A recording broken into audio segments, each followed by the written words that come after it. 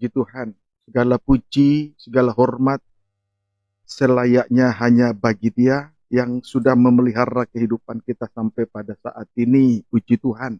Tidak lupa juga saya menyapa anak-anak Tuhan, umat Tuhan, dalam maupun luar negeri dimanapun Anda berada. Salam persekutuan. Mari kita mohon kemurahan Tuhan supaya kiranya Tuhan meneguhkan setiap hati kita masing-masing lewat pembukaan firman yang akan kita terima. Puji Tuhan. Selanjutnya, menjelang datangnya hari Tuhan ini, kita semakin giat di dalam kegiatan roh kita masing-masing. Puji Tuhan. Segera kita sambut firman penggembalaan untuk ibadah pemuda remaja dari studi Yusuf.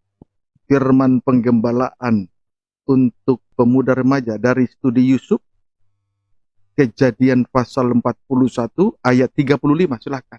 Demikian firman Tuhan. Ya. Mereka harus mengumpulkan segala bahan makanan dalam tahun-tahun baik yang akan datang ini. Puji Tuhan. Mengumpulkan makanan dalam tahun-tahun baik. Puji Tuhan. Tahun ini adalah tahun perkenanan Tuhan, bukan? Tahun ini adalah tahun-tahun yang baik. Tahun di mana kita mendapatkan kesempatan untuk memperoleh kelimpahan pembukaan firman Tuhan. Lanjut.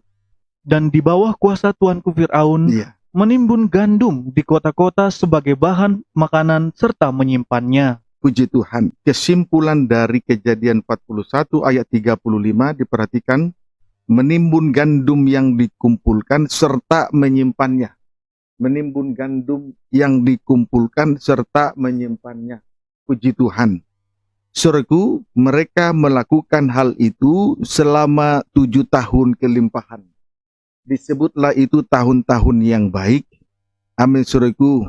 Puji Tuhan. Tahun-tahun ini adalah tahun perkenanan Tuhan sebagai tahun-tahun yang baik untuk mengumpulkan pembukaan firman dengan limpah bagi kita. Amin, saudaraku. Jadi demikian juga kita di hari-hari terakhir ini harus memanfaatkan kesempatan yang masih ada ini untuk mengumpulkan gandum dari surga. Puji Tuhan. Amsal 3 ayat 1 sampai dengan ayat 3. Silakan. Demikian firman Tuhan. Iya. Berkat dari hikmat.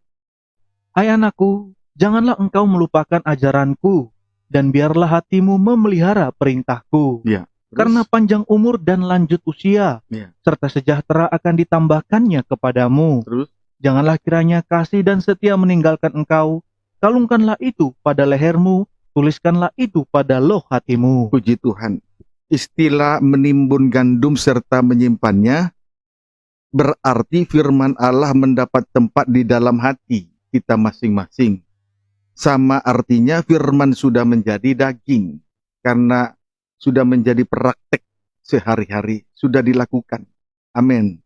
Puji Tuhan. Istilah menimbun gandum serta menyimpannya berarti firman Allah mendapat tempat di dalam hati kita masing-masing. Sama artinya firman sudah menjadi daging. Puji Tuhan, firman sudah menjadi daging. Kita kembali membaca Kejadian 41 ayat 35. Demikian firman Tuhan. Iya. Mereka harus mengumpulkan segala bahan makanan dalam tahun-tahun baik yang akan datang ini. Terus, dan di bawah kuasa tuanku Fir'aun, menimbun gandum di kota-kota sebagai bahan makanan serta menyimpannya. Gandum di kota-kota sebagai bahan makanan. Menimbun gandum di kota-kota sebagai bahan makanan serta menyimpannya. Puji Tuhan. Menimbun gandum di kota-kota sebagai bahan makanan serta menyimpannya. Puji Tuhan. Saat ini kita berada di kota Allah, kota kudus, dengan kata lain berada di tengah-tengah ibadah dan pelayanan. Dengan maksud untuk menimbun gandum atau menikmati pembukaan firman Allah secara limpah. Amin. Selanjutnya, di sini dikatakan serta menyimpannya. Jadi setelah kita menikmati pembukaan firman dengan limpah, selanjutnya di sini dikatakan serta menyimpannya. Serta menyimpannya. Menyimpannya artinya firman itu sudah menjadi daging. Atau firman itu sudah dilakukan, itu menyimpannya. Amin, saudaraku. Firman itu sudah menjadi daging. mendapat tempat di dalam hati, sudah menjadi daging, atau firman itu sudah dilakukan. Kiranya dapat dipahami dengan baik. Kejadian 41 ayat 36. Demikian firman Tuhan. Ya, Demikianlah segala bahan makanan itu menjadi persediaan Ya. untuk negeri ini puji Tuhan. Terus, dalam ke-7 tahun kelaparan yang akan terjadi di tanah Mesir, ya, supaya negeri ini jangan binasa karena kelaparan itu. puji Tuhan. Tujuan menimbun serta menyimpan gandum ialah, puji Tuhan, tujuan menimbun serta menyimpan gandum ialah menjadi persediaan untuk menghadapi 7 tahun kelaparan yang akan terjadi. Amin, saudara. Tujuan menimbun serta menyimpannya ialah menjadi persediaan untuk menghadapi 7 tahun kelaparan yang akan terjadi dan yang tidak akan terelakkan lagi. Sebab hal itu akan terjadi. Puji Tuhan. Saudaraku, menjelang kedatangan Tuhan, satu kali nanti dunia ini akan menghadapi kesukaran yang hebat. Karena kelaparan yang hebat yang akan terjadi selama 1 kali 7 masa atau 7 tahun lamanya. Dengan demikian, nubuatan Yusuf ini akan digenapkan.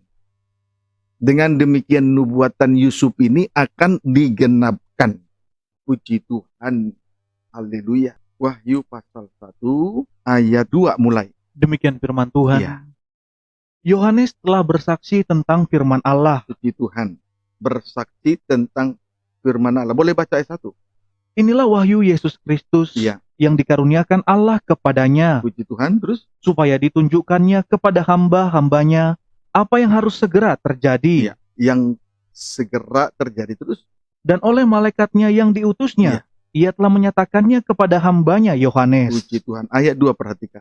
Yohanes telah bersaksi tentang firman Allah Bersaksi tentang firman Allah. Terus? dan tentang kesaksian yang diberikan oleh Yesus Kristus, Kemudian demikian juga tentang kesaksian yang diberikan oleh Yesus Kristus. Terus? yaitu segala sesuatu yang telah dilihatnya. Segala sesuatu yang telah dilihatnya. Puji Tuhan. Di sini kita perhatikan Rasul Yohanes bersaksi tentang segala sesuatu yang telah dilihatnya. Amin. Bersaksi tentang segala sesuatu yang telah dilihatnya, termasuk satu kegerakan besar akan terjadi sesuai dengan apa yang dia lihat atau seperti yang sudah dinubuatkan oleh Yusuf lewat peristiwa Yusuf. Amin, saudaraku. Suatu kegerakan besar akan terjadi sesuai dengan nubuatan Yusuf, dan itu diperlihatkan oleh Tuhan kepada Rasul Yohanes di Pulau Patmos. Dan tentu saja kita bersyukur apa yang dituliskan oleh Rasul Yohanes kepada 7 sidang jemaat di Asia Kecil, kita juga terima. Dengan kata lain, Tuhan juga memperlihatkan apa yang akan terjadi di depan. Tuhan akan memperlihatkan suatu kegerakan yang besar, termasuk 7 tahun kelaparan yang akan menimpa, yang akan terjadi menjelang datangnya hari Tuhan. Amin, saudaraku. Puji Tuhan. Ini yang patut kita syukuri, saudara. Haleluya, puji Tuhan. Ayat yang ketiga. Berbahagialah ia yang membacakan dan mereka yang mendengarkan kata-kata nubuat ini, Puji Tuhan. Haleluya. Terus? dan yang menuruti apa yang ada tertulis di dalamnya, Iya. Menyimpannya terus. sebab waktunya sudah dekat. Haleluya. Puji Tuhan. Berbahagialah. Yaitu orang yang membaca dan orang yang mendengarkan firman yang dinubuatkan serta menurutinya atau serta menyimpannya. Mengapa demikian? Sebab waktunya sudah dekat, yaitu kegenapan hari Tuhan yang akan terjadi. Kiranya dapat dipahami dengan baik. Amin, saudaraku. Jadi persis seperti peristiwa Yusuf, tugas dari penilik mengumpulkan gandum dan menimbunnya serta menyimpannya. Jadi kita harus menikmati timbunan, kelimpahan pembukaan firman, serta menurutinya, serta melakukannya, sama dengan serta menyimpannya. Kiranya dapat dipahami dengan baik. Amin, saudaraku. Jadi sekali lagi saya sampaikan dengan tanda, berbahagialah Siapakah mereka yang berbahagia dimaksud di sini oleh Rasul Yohanes? Yaitu orang yang membaca dan orang yang mendengarkan firman yang dinubuatkan, termasuk nubuatan daripada Yusuf ini. Peristiwa Yusuf ini, amin saudaraku, serta menurutinya sama dengan menyimpannya. Dapat dipahami saudaraku. Amin. Mengapa demikian? Sebab waktunya sudah dekat. Coba baca ayat 3. Berbahagialah ia yang membacakan Ya. Siapa lagi? dan mereka yang mendengarkan Orang yang mendengarkan kata-kata nubuat ini. firman nubuatan, termasuk nubuatan Yusuf. Amin. Amin. Haleluya. Serta menurutinya. Apa maksudnya serta menurutinya? Sama dengan serta menyimpannya. Kalau kita turuti firman, berarti firman terpelihara, tersimpan baik. Dapat dipahami. Amin. Mengapa demikian? Terus Sebab waktunya sudah sudah dekat. dekat. Sebab waktu Tuhan sudah dekat. Kegenapan hari Tuhan sudah di depan mata. Kiranya dapat dipahami dengan baik. Terkait dengan Amsal 7 ayat 1 sampai dengan ayat 3. Baca. Oh haleluya. Demikian. Kita berdoa supaya firman Allah yang kita dengar, yang kita terima, yang sudah dibaca dan kita dengar, dan selanjutnya serta kita turuti, serta disimpan dengan baik, dilakukan dengan baik, disimpan dengan baik. Amin. Amin. Nah, orang semacam ini nanti akan berbahagia. Kenapa? Kita akan kaitkan dalam Amsal pasal 7 ayat 1 sampai dengan ayat 3. Demikian firman Tuhan. Hai anakku, Hai anakku, berpeganglah pada perkataanku puji Tuhan, pegang perkataan Tuhan. Terus, dan simpanlah Nah. perintahku dalam hatimu. serta menyimpannya. Kemudian ayat 2. Terus, Berpeganglah pada Iya. perintahku diulang lagi. Pegang firman Tuhan, lakukan firman Tuhan. Terus, dan engkau akan hidup. konsekuensinya pasti hidup. Terus, lanjut lagi, Simpanlah Nah, ajaranku diulangi kembali. Simpan, lakukan, serta simpan. Pegang, berarti simpan, lakukan. Diulangi untuk 2 kali, terus seperti biji matamu. simpan seperti biji mata. Pelihara, lakukan dengan baik. Pelihara dengan baik seperti biji mata. Terus, Tambatkanlah semuanya itu pada jarimu iya, dan tulislah itu pada loh hatimu. dimateraikan pada lo daging. Puji Tuhan. Haleluya. Melakukan firman Allah sama dengan menyimpan firman Allah seperti biji mata, saudara. Amin. Melakukan firman Allah, melakukan atau menuruti firman Allah sama dengan menyimpan firman Allah seperti biji mata. Sama dengan menyimpan firman Allah seperti biji mata. Ayat 4 sampai 5. Lanjut ayat 4 sampai 5. Katakanlah kepada hikmat, Puji Tuhan. engkaulah saudaraku, Ya, dan sebutkanlah pengertian itu sanakmu. puji Tuhan. Hikmat dan pengertian menjadi saudara, menjadi kerabat yang terdekat. Terus, Supaya engkau dilindunginya terhadap perempuan jalang. puji Tuhan. Satu kegerakan terjadi. Kelaparan hebat terjadi di depan mata. Tapi lihat perlindungan, pertolongan dari hikmat. Dari yang kita jadikan sebagai saudara itu tadi. Terus, Terhadap perempuan asing yang Iya. licin puji perkataannya. Tuhan. Terus, ya sudah sampai di situ. Puji Tuhan. Saudara, kiranya kita menjadikan istri pertama, hikmat atau pembukaan firman Allah sebagai saudara. Tulis dengan rapi. Kiranya kita menjadikan istri pertama, hikmat atau pembukaan firman sebagai saudara. Kemudian, strip yang kedua, pengertian sebagai sanak atau keluarga yang terdekat. Lebih dekat dari keluarga yang terdekat. Tuhanlah segalanya. Yesus adalah firman Allah yang dibukakan. Dialah saudara yang lebih dekat dari saudara kita di bumi ini. Amin, saudaraku. Mengapa harus demikian? Karena pembukaan firman Allah berkuasa untuk melindungi kehidupan anak-anak Tuhan dari terhadap 2 perempuan Siapakah dua perempuan tersebut? Satu, perempuan jalang. Sama dengan Babel. Jelas hal itu menunjuk antikris. Sesuai dengan Wahyu 17 ayat 15. Amin. Dua, perempuan asing. Jelas itu menunjuk nabi-nabi palsu. Dapat dipahami, saudaraku. Jelas itu menunjuk nabi-nabi palsu. Kalau saudara, mungkin baru malam ini saudara mendengarkan firman Allah, pengajaran mempelai. Tetap bersabar, bertahan. Jangan saudara langsung mengambil suatu keputusan, mungkin karena susah untuk dipahami, tapi bersabar saja.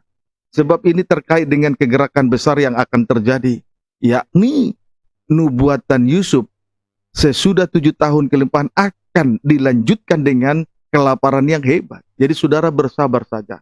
Jikalaupun saya mengatakan bahwa perempuan jalang itu sama dengan Babel, perempuan Babel, jelas itu menunjuk antikris terkait dengan Wahyu 17 ayat 15, saudara bersabar saja. Demikian juga perempuan asing itu menunjuk nabi-nabi palsu. Puji Tuhan. Mari kita lihat kedua perempuan tersebut. Puji Tuhan. Tentang antikris yang terkait dengan Wahyu 13 ayat 2, itu merupakan kombinasi dari 3 jenis binatang buas. Yakni 1 macan tutul, atau disebut macan kumbang, 2 beruang, 3 singa. Amin. Kemudian tentang nabi-nabi palsu yang terkait dengan Matius 7 ayat 15, itu merupakan serigala yang ganas untuk melengkapi pekerjaan dari antikris atau binatang yang keluar dari dalam laut. Wahyu 13 ayat 11 sampai dengan ayat 18. Nanti saudara bisa baca masing-masing. Amin. Pendeknya 4 jenis binatang. Tadi 3 kombinasi binatang, 3 kombinasi dari 3 jenis binatang. Yang pertama itulah antikris, binatang yang keluar dari dalam laut. Kemudian ditambah 1 binatang ganas, binatang buas, itulah serigala. Pendeknya 4 jenis binatang ini, yakni perempuan jalang atau pelacur dan perempuan asing. Yang disebut juga perempuan asing, suatu kali nanti akan berusaha untuk mengejar dan menghancurkan mempelai perempuan Tuhan. Dapat dipahami, saudaraku. Jadi perempuan jalang dan perempuan asing, kombinasi dari 3 jenis binatang ditambah dengan serigala binatang buas, akan berusaha mengejar dan menghancurkan mempelai perempuan Tuhan.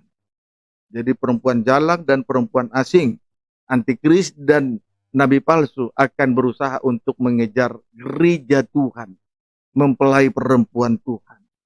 Kiranya dapat dipahami dengan baik. Amin, saudaraku. Ini harus diperhatikan, dicamkan dengan baik, jangan diabaikan begitu saja. Amsal 17 ayat 17.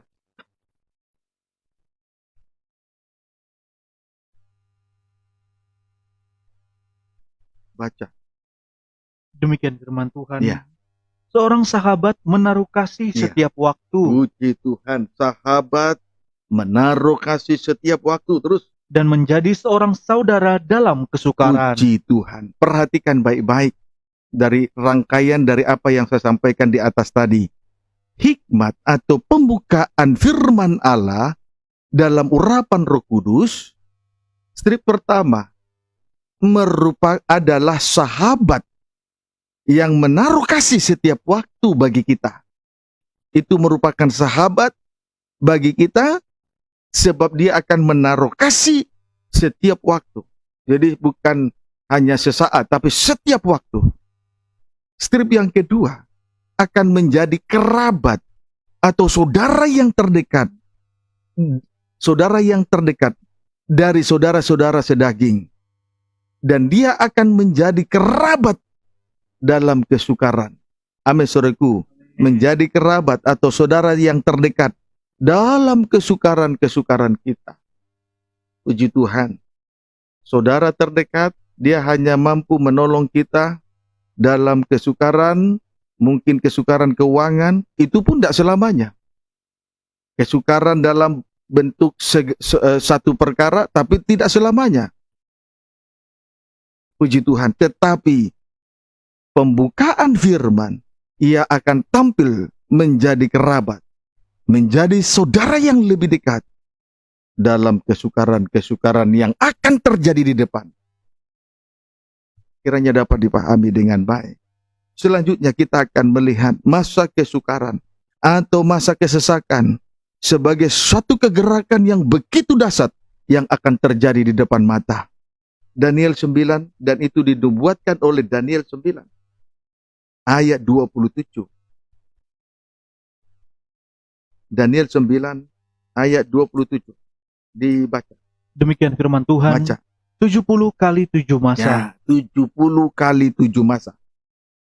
Baca. Raja itu akan membuat perjanjian itu Ya. menjadi berat bagi banyak orang. Terus? Selama 1 kali 7 masa. Ya, terus? Pada pertengahan 7 masa itu, Ya. ia akan menghentikan korban sembelihan dan korban santapan. Terus? Dan di atas sayap kekejian akan datang yang membinasakan. Pembinasa keji, itulah antikristus. Sampai pemusnahan yang telah ditetapkan menimpa yang membinasakan itu. Puji Tuhan. Perhatikan baik-baik. 1 kali masa akan terjadi kesukaran. 1 kali nanti, bukan 1 kali masa. 1 kali nanti, suatu kali nanti akan terjadi kesukaran yang begitu hebat. Kesukaran yang begitu luar biasa. Dan kesukaran itu terjadi selama 1 kali 7 masa. Kesukaran yang hebat itu akan terjadi selama 1 kali 7 masa atau sama dengan 7 tahun lamanya. Amin.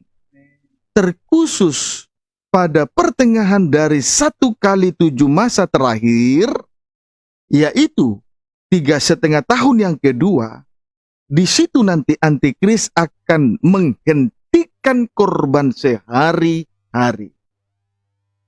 Pada pertengahan 1 kali 7 masa terakhir, yaitu 3,5 tahun yang kedua, sama dengan 3,5 tahun yang kedua, pada masa itu nanti, pada saat itu antikris akan menghentikan, yaitu korban sehari-hari, yakni korban sembelihan dan korban santapan. Pada pertengahan yang kedua, yang terakhir, 3,5 tahun yang kedua. Paham? Antikris akan menghentikan korban sehari-hari. Itulah korban sembelihan dan korban santapan. Mari kita melihat tentang korban sehari-hari ini. Dimulai dari tentang korban sembelihan dihentikan. Tentang korban sembelihan dihentikan. Artinya, penyucian oleh darah salib Kristus sudah tidak akan ada lagi di atas muka bumi pada saat itu. Dapat dipahami, saudaraku. Korban sembelihan dihentikan. Artinya, penyucian oleh darah salib Kristus sudah tidak ada lagi di atas muka bumi ini nanti. Kiranya dapat dipahami dengan baik. Saudaraku, ibadah yang dihubungkan langsung dengan salib Kristus adalah sarana yang sempurna sehingga kita boleh mengalami penyucian terhadap dosa. Tiadalah artinya kita menjalankan ibadah di atas muka bumi ini jikalau ibadah dan pelayanan itu tidak dihubungkan langsung terhadap salib. Maka ibadah itu merupakan ibadah yang sia-sia, tidak ada artinya. Itu merupakan ibadah kesia-siaan, ibadah yang hanya menghabiskan tenaga, pikiran, waktu. Ibadah yang sia-sia. Kiranya dapat dipahami dengan baik. Saudaraku, kita tiadalah mungkin menjadi suatu kehidupan yang suci apalagi sempurna tanpa penyucian oleh darah salib Kristus. Jadi patutlah kita mengucap syukur yang dalam dan berterima kasih yang tinggi, setinggi-tingginya kepada Tuhan. Bila mana suatu ibadah di bumi ini dikerjakan dan lanjut dihubungkan dengan salib Kristus. Supaya dalam ibadah itu, lewat ibadah itu, kita boleh mengalami penyucian untuk selanjutnya dibawa kepada kesempurnaan. Amin, saudaraku. Puji Tuhan. Tulis saja dampak negatif apabila korban sembelihan dihentikan, atau ibadah yang dihubungkan dengan salib dihentikan. Puji Tuhan. Ini dampak negatifnya.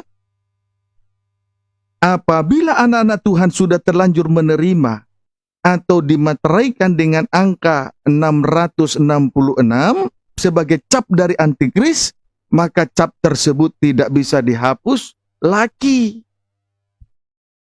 Dapat dipahami, saudaraku, dampak negatif apabila korban sembelihan dihentikan atau ibadah yang dihubungkan dengan salib dihentikan. Maka apabila nanti anak-anak Tuhan pada saat itu terlanjur-lanjur menerima angka 666 sebagai cap meterai dari antikris di dahi ataupun di tangan kanan, maka saudaraku, cap itu tidak bisa dihapuskan lagi. Mengapa demikian? Karena yang dapat mengampuni dosa dan yang termasuk menghapus angka 666 hanyalah darah salib Kristus.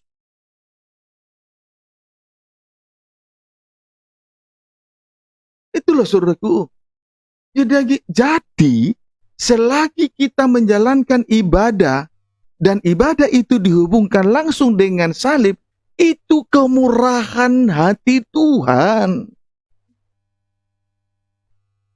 Sebab apabila nanti korban sembelihan dihentikan, ibadah yang dihubungkan dengan salib dihentikan, maka apabila anak-anak Tuhan terlanjur menerima tanda 666 di dahi ataupun di tangan kanan sebagai cap meterai dari antikris, maka tanda itu tidak akan bisa dihapus lagi. Sudah bersifat permanen. Mengapa? Sebab pada hari itu darah salib Kristus, korban sembelihan sudah dihentikan. Apalagi yang bisa menghapuskan 666? Apalagi yang bisa mengampuni dosa, menyucikan kita dari dosa selain darah salib? Jadi jangan kita keliru di dalam hal mengikuti suatu peribadatan di atas muka bumi ini. Saya sampaikan hal ini dengan tandas. Bukan saja pemuda remaja dalam penggembalaan GPT Betania, tapi saudara-saudara yang saya kasihi di dalam Kristus Yesus, baik Anda di dalam negeri maupun di luar negeri, camkanlah apa yang Tuhan sudah nyatakan. Karena hal itu sudah diperlihatkan kepada Rasul Yohanes di Pulau Patmos. Suatu kegerakan besar terjadi, yaitu 7 tahun kelimpahan. Sesudah itu 7 tahun kelaparan akan menyusul menimpa negeri ini. Maka berbahagialah orang yang membaca, berbahagialah orang yang mendengar firman Tuhan, serta menurutinya, serta menyimpannya.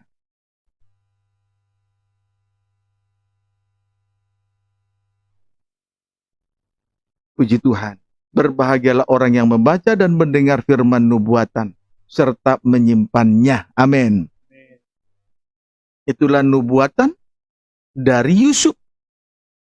Kiranya dapat dipahami dengan baik. Jadi saudara, yang sudah terdahulu jangan menjadi terkemudian. Yang sudah mendapat belas kasih lewat pembukaan firman, sehingga kita memperoleh pengertian, jangan menjadi terkemudian. Sebab yang terkemudian menjadi yang terdahulu satu kali nanti-nanti. Perhatikanlah itu dengan sungguh-sungguh. Amin, saudaraku. Amin. Puji Tuhan. Haleluya. Nah, sedangkan korban sembelihan atau darah salib Kristus pada saat itu sudah dihentikan nanti. Oleh sebab itu, kalau kita mau bersekutu dengan korban sembelihan, kalau kita mau bersekutu dengan korban Kristus, bersekutu dengan ibadah yang dihubungkan dengan darah salib Kristus, maka sekaranglah waktunya. Sekaranglah waktunya, puji Tuhan, sebagai waktu yang tepat. Karena Tuhan masih memberi kesempatan untuk mengadakan penyucian terhadap semua dosa tanpa terkecuali. Semua dosa bisa diampuni. Semua dosa disucikan tanpa terkecuali. Kecuali satu dosa tidak dapat diampuni. Dosa yang tidak diakui. Suka berbohong. Sekiranya dapat dipahami dengan baik. Amin. Puji Tuhan. Jadi kalau kita mau bersekutu dengan korban Kristus atau ibadah yang dihubungkan dengan salib Kristus, sekaranglah waktunya. Sekaranglah waktunya. Jangan ditunda-tunda untuk segera masuk dalam persekutuan yang ditandai dengan darah salib Kristus. Sebab itu dalam setiap kita mengerjakan ibadah dan pelayanan, junjung tinggi korban Kristus. Tidak perlu bersungut-sungut. Sekarang waktunya. Ayo mari kita buktikan bersama-sama di hadapan Tuhan. Kiranya dapat dipahami dengan baik. Pendeknya saudara, darah salib Kristus masih berlaku, bahkan sedang bekerja di dalam rumah Tuhan, dan sangat gencar untuk mengadakan pengampunan dosa, serta penyucian yang heran terhadap kita masing-masing. Amin. Puji Tuhan. Haleluya.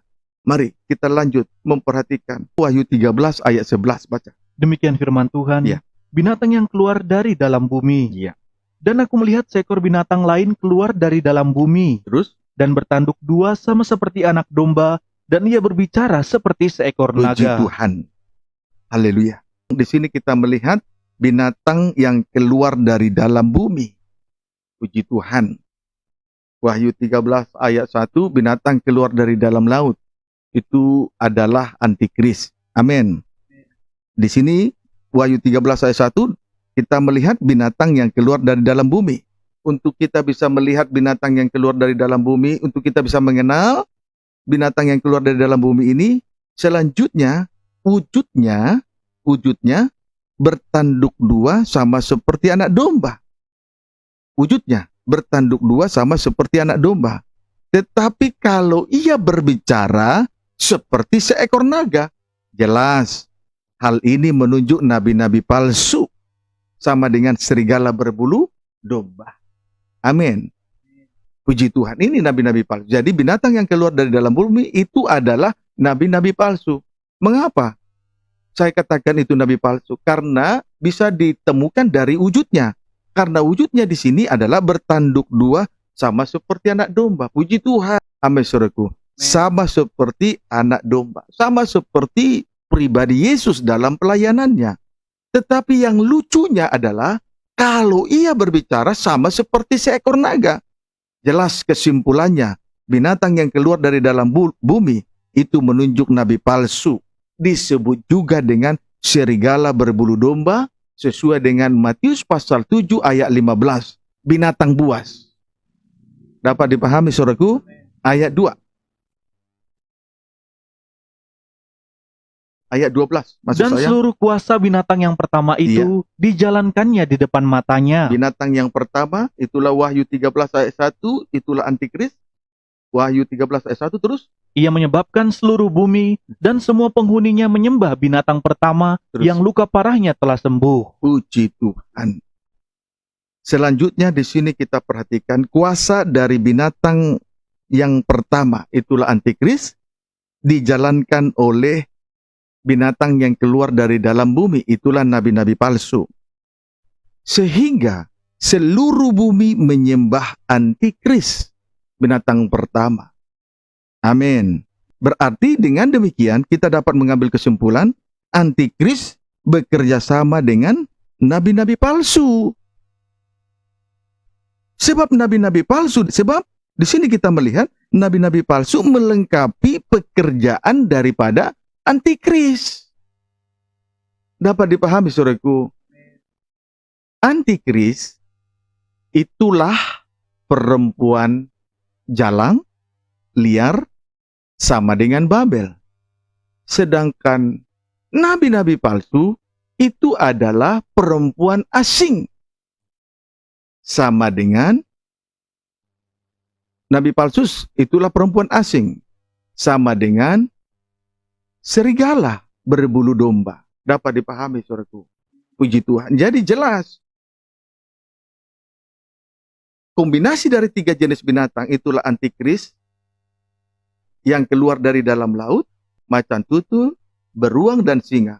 Akan bekerja sama dengan binatang buas. Itulah serigala berbulu domba. Dapat dipahami saudaraku? Puji Tuhan. Haleluya. Jadi sudah sangat jelas sekali, saudaraku. Antikris bekerja sama dengan nabi-nabi palsu. Mengapa? Karena nabi-nabi palsu melengkapi pekerjaan dari antikris. Sehingga penduduk bumi akan menyembah binatang pertama, antikris. Dapat dipahami, saudaraku. Puji Tuhan. Haleluya. Haleluya, puji Tuhan. Ayat 13. Dan ia mengadakan tanda-tanda yang dahsyat. Ya. Bahkan ia menurunkan api dari langit ke bumi di depan mata semua orang. Sampai pada akhirnya binatang yang keluar dari dalam bumi, itulah nabi-nabi palsu, akan mengadakan tanda-tanda yang dahsyat. Bahkan ia akan menurunkan api dari langit ke bumi di depan mata semua orang, penghuni bumi. Di depan mata semua orang. Jadi semua penduduk bumi akan melihat apa yang dikerjakan oleh nabi-nabi palsu. Yaitu tanda-tanda yang dahsyat dan api yang diturunkan dari langit. Dapat dipahami, saudaraku. Puji Tuhan, untuk melengkapi pekerjaan dari antikris, binatang pertama. Jadi, saudaraku, nabi-nabi palsu akan bekerja sama dengan antikris. Dan puncaknya nanti kita akan temukan di ayat 16-17. Dan ia menyebabkan sehingga kepada semua orang, kecil atau besar, kaya atau miskin, merdeka atau hamba, Terus. diberi tanda pada tangan kanannya atau pada dahinya. Terus, Dan tidak seorang pun yang dapat membeli atau menjual selain daripada mereka yang Iya. memakai tanda itu. jadi akhirnya puncaknya nabi-nabi palsu menyebabkan semua orang menerima tanda 666 di tangan kanan ataupun di dahi. Dapat dipahami, saudaraku. Akhirnya nabi-nabi palsu menyebabkan semua orang tanpa terkecuali akan menerima tanda 666 di tangan kanan ataupun di dahi mereka sebagai cap meterai daripada antikris. Jadi kalau akhirnya semua orang nanti menerima tanda 666 di tangan kanan ataupun di dahi sebagai cap meterai dari antikris, itu pekerjaan dari nabi palsu. Jadi jelas, nabi palsu ini melengkapi pekerjaan dari antikris. Puncaknya menyebabkan semua orang tanpa terkecuali akan menerima tanda 666 di tangan kanan ataupun di dahi. Dan itu merupakan cap meterai dari antikris.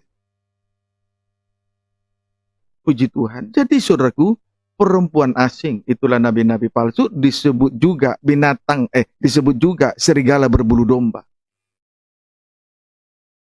Akan menyebabkan semua orang menerima cap meterai dari antikris 666 di tangan kanan ataupun di dahi. Itu harus diperhatikan dengan sungguh-sungguh. Amin, saudaraku. Puji Tuhan. Haleluya. Ayat 18. Yang penting di sini ialah hikmat. Iya.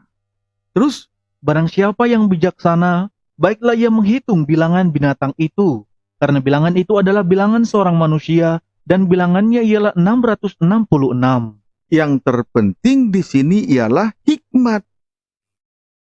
Amin, saudaraku. Yang terpenting di sini ialah hikmat. Itulah pembukaan rahasia firman Allah. Biarlah gandum yang dikumpulkan itu ditimbun dan disimpan. Amin, saudaraku. Yang terpenting di sini hikmat. Yang terpenting di sini adalah pembukaan rahasia firman Allah. Gandum yang dikumpulkan harus ditimbun serta menyimpannya. Kiranya dapat dipahami dengan baik. Amin, saudaraku. Sehingga sebab oleh hikmat, oleh pembukaan rahasia firman itu, kita dapat menghitung bilangan binatang itu. Oleh hikmat, oleh pembukaan rahasia firman, kita dapat menghitung bilangan binatang itu. Adapun bilangan binatang itu adalah bilangan seorang manusia. Jadi hanya orang yang berhikmat, hanya orang yang menikmati pembukaan rahasia firman dan melakukannya, yang dapat mengenal gerak daripada perempuan Babel, perempuan jalang, atau perempuan pelacur, dan gerak daripada perempuan asing. Itulah nabi-nabi palsu. Atau disebut serigala yang berbulu domba. Dapat dipahami saudaraku. Puji Tuhan. Haleluya. Jadi apa yang diperlihatkan oleh Tuhan kepada Rasul Yohanes di Pulau Patmos, sekarang Tuhan sudah perlihatkan kepada kita. Jadi, kalau ada satu orang yang binasa dari antara kita, kita tidak bisa persalahkan Tuhan lagi. Puji Tuhan. Jadi sudah sangat jelas dalam Amsal 7 ayat 4 sampai dengan ayat yang kelima, bahwa perempuan jalang itulah antikris, perempuan asing itulah nabi-nabi palsu. Oleh sebab itu, hikmat harus kita jadikan sebagai saudara. Kemudian pengertian, akal budi, dan kebijaksanaan kita harus jadikan sebagai sanak keluarga yang terdekat. Karena dialah yang akan memperhatikan kita setiap saat, setiap waktu. Bukan sesaat, tapi setiap waktu. Yang terpenting hikmat, saudara. Ingat itu. Yang terpenting pembukaan firman. Jadi inti dari ibadah pembukaan firman. Yang walaupun diawali dengan puji-pujian.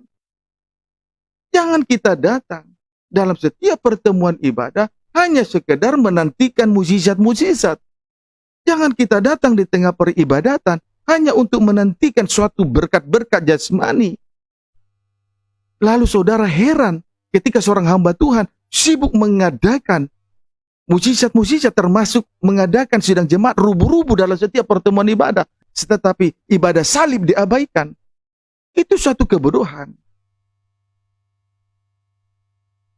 Sebab di sini dikatakan yang terpenting hikmat. Mari, dengan kemurnian di hati inilah kita bisa jadikan hikmat sebagai saudara. Dengan kemurnian dan kesucian di hati inilah kita dapat jadikan pengertian dari pembukaan firman, kita jadikan sebagai sanak saudara yang terdekat. Itu yang memelihara hidup kita. Dari perempuan jalang dan perempuan asing. Dari antikris dan nabi palsu. Dari 4 jenis binatang yang puas tadi. Amin, saudaraku. Puji Tuhan. Haleluya. Kita bersyukur ya. Haleluya. Sekarang itu tentang korban sembelihan dihentikan. Sekarang tentang korban santapan dihentikan. Puji Tuhan. Korban santapan ini jelas berbicara tentang firman Tuhan. Amin. Yang akhirnya pada saat itu akan dihentikan. Korban santapan itu adalah firman Allah.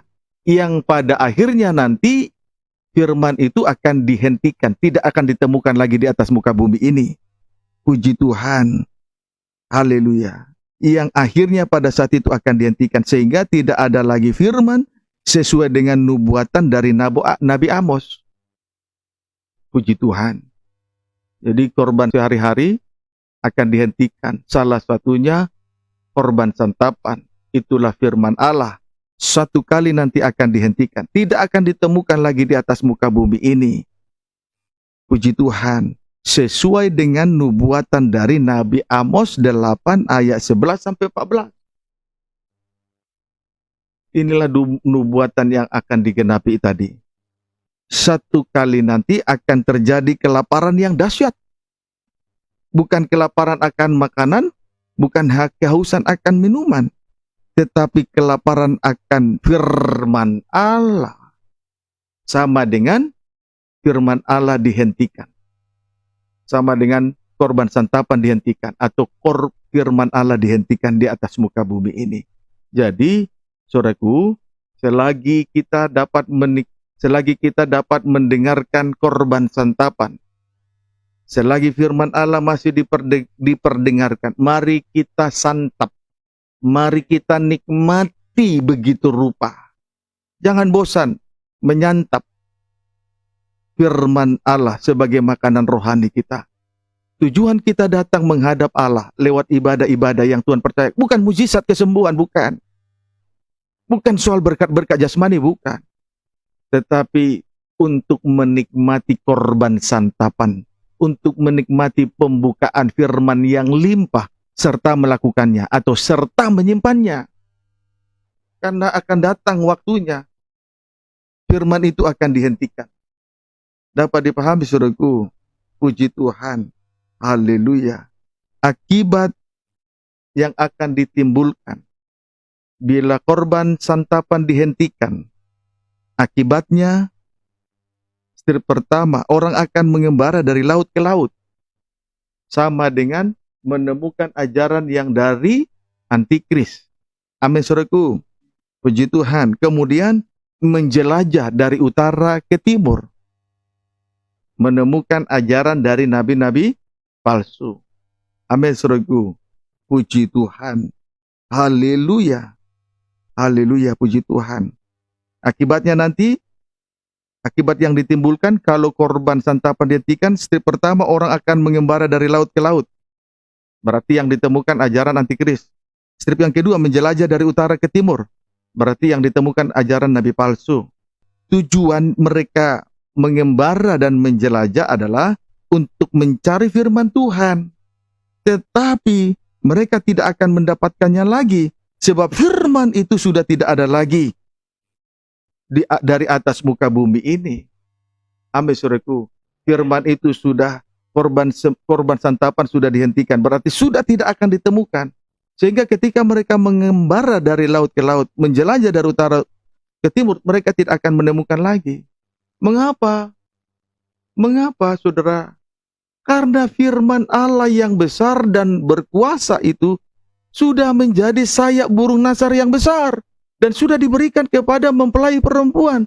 Sehingga mempelai perempuan diterbangkan ke padang belantara.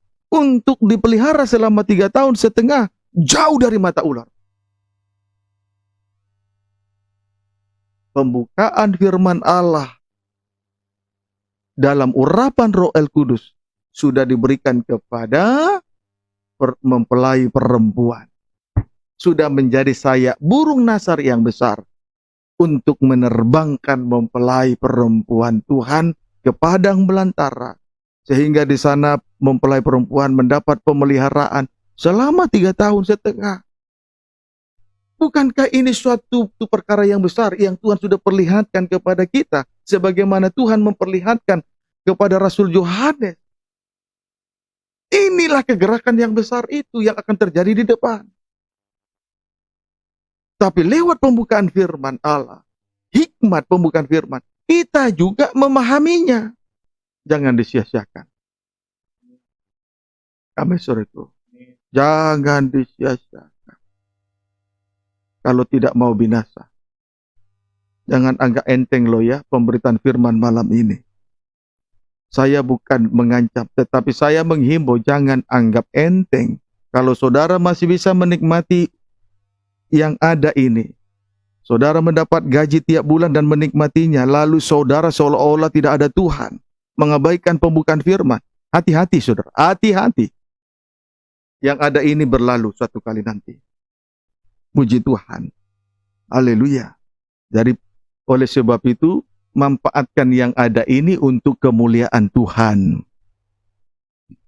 Haleluya. Haleluya. Puji Tuhan. Saudaraku, mereka yang mengembara dan menjelajah untuk mencari firman itu, satu kali nanti, akhirnya mereka reba dan lesu, tidak akan bangkit. Mengapa? Karena firman Allah yang besar dalam urapan Roh Kudus itu sudah menjadi sayap burung nasar yang besar. Dan itu sudah diberikan kepada mempelai perempuan untuk menerbangkannya ke padang belantara, lalu dipelihara selama 3 tahun setengah. Puji Tuhan. Biarlah itu hikmat pembukaan firman Allah dalam urapan Roh Kudus itu menjadi sayap burung nasar yang besar untuk selanjutnya diberikan kepada kita masing-masing. Sehingga manakala terjadi 1 kali 7 masa, itulah 7 tahun lamanya kesukaran terjadi di atas muka bumi. Kita terpelihara. Puji Tuhan. Itulah nubuatan dari peristiwa yang dialami oleh Yusuf. Nubuatan Yusuf. Puji Tuhan. Daniel 9 ayat 24. Demikian firman Tuhan. Ya.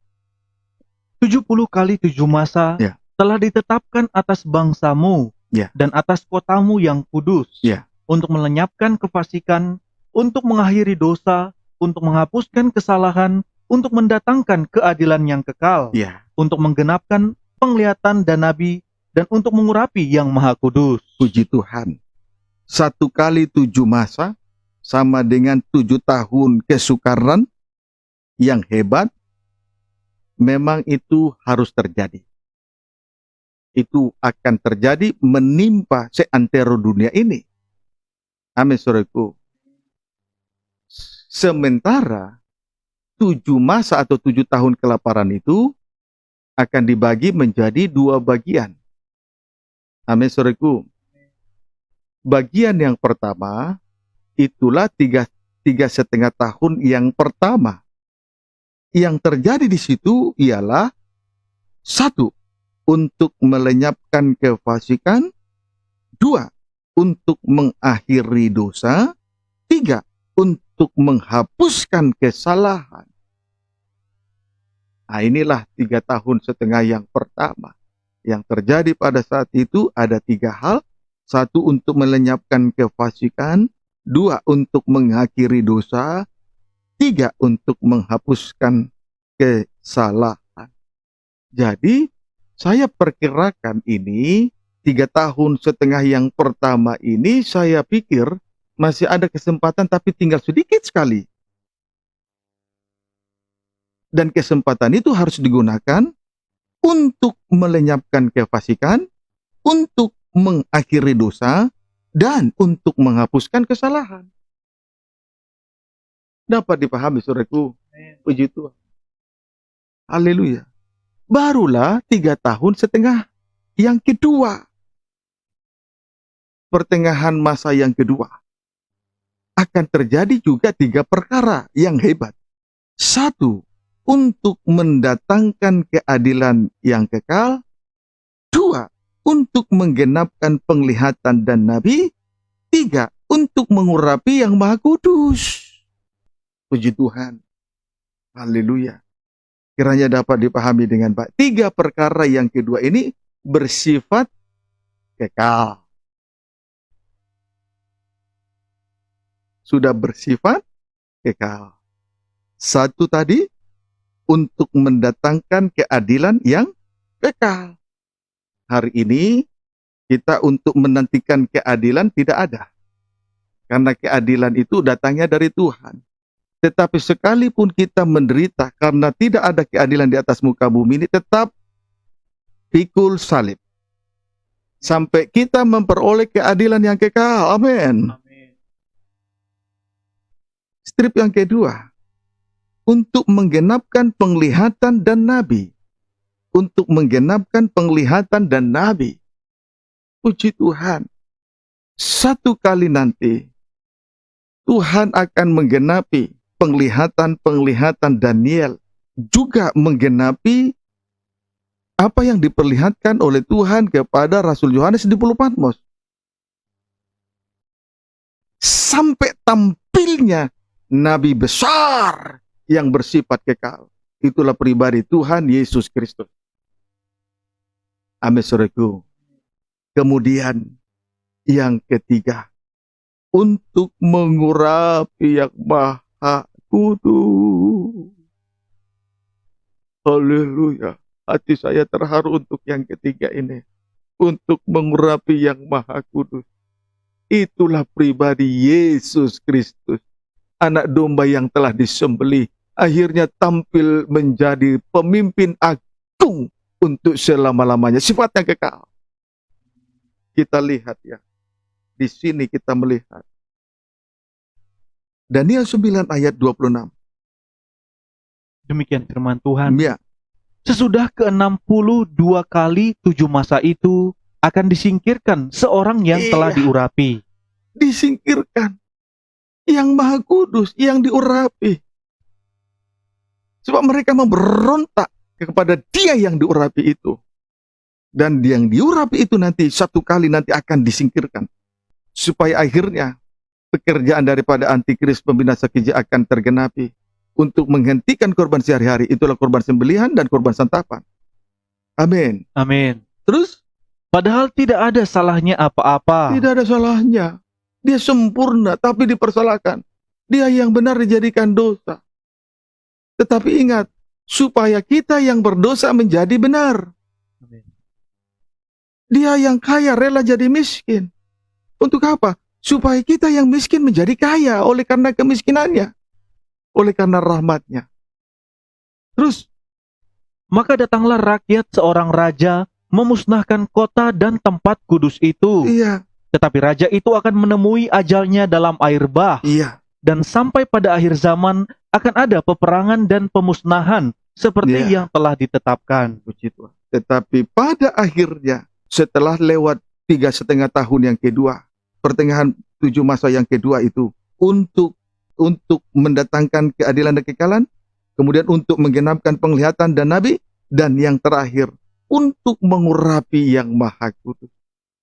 Dia akan tampil sebagai raja di atas segala raja. Amin, saudaraku. Puji Tuhan. Biarlah kiranya kita tetap ada di tengah ibadah dan pelayanan untuk mendapatkan pengurapan dari Allah. Supaya kita kelak untuk menjadi sama dengan Dia oleh karena pengurapannya. Demikian juga biarlah kiranya kita menghadap Allah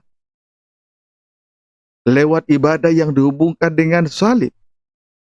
Ini waktu yang tepat bagi kita untuk mendapatkan pengampunan terhadap dosa, sampai penyucian terhadap dosa. Sebab itu merupakan jalan sampai kepada kesempurnaan. Yesus adalah jalan kebenaran hidup sempurna. Kiranya dapat dipahami dengan baik. Amin, saudaraku. Sampai akhirnya tampilnya yang Maha Kudus. Dia yang diurapi. Dan tampil sebagai raja untuk selama-lamanya. Ayat terakhir. Wahyu 11 ayat 15. Demikian firman Tuhan. Ya. Sangkakala yang ketujuh, nyanyian puji-pujian para tua-tua. Puji Tuhan. Lalu malaikat yang ketujuh meniup sangkakalanya. Malaikat yang ketujuh. Malaikat yang terakhir. Sangkakala yang terakhir akan ditiup. Terus. Dan terdengarlah suara-suara nyaring di dalam sorga. Dia terus. Katanya, Apa katanya pada saat sangkakala yang terakhir ditiup? Terus. pemerintahan atas dunia dipegang oleh Tuhan kita. Pemerintahan atas dunia dipegang oleh Tuhan kita. Amin. Amin. Terus. Dan dia yang Nah, diurapinya. Dia yang diurapinya. Dalam pengurapan yang kekal. Terus. Dan ia akan memerintah sebagai raja Iya. sampai selama-lamanya. Akan memerintah sebagai raja sampai selama-lamanya. Jadi penggenapan ini terjadi pada saat sangkakala yang terakhir ditiup. Puji Tuhan. Amin, saudaraku. Haleluya.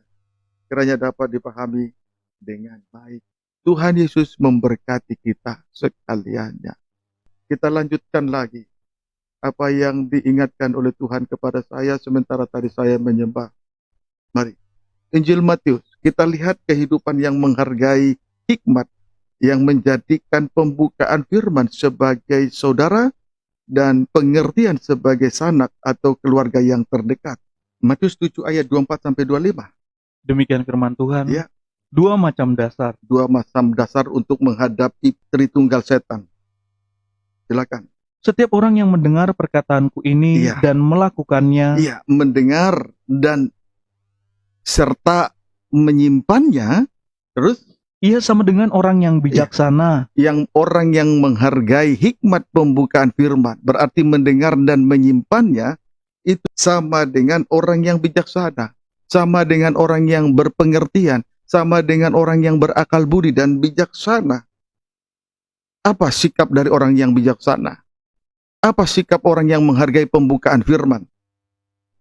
Yaitu yang mendirikan rumahnya di Iya. atas batu. orang yang menghargai pembukaan firman Tuhan. Orang yang bijaksana mendirikan rumahnya di atas batu. Mendirikan rumahnya di atas korban Kristus.